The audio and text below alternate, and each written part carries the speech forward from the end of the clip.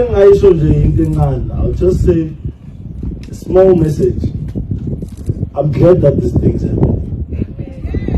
We've been struggling and trying to fight the scourge of crime. And I'm happy to stand here today to say thank you very much, MMC. MMC has heard my cry.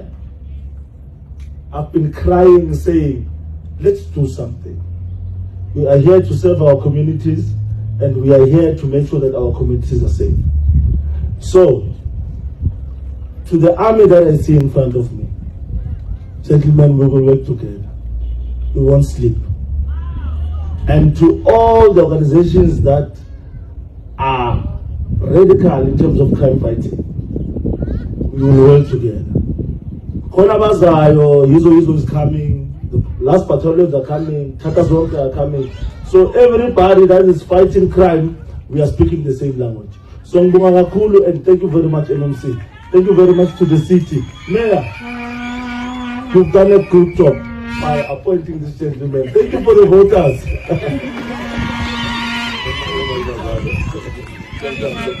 voters.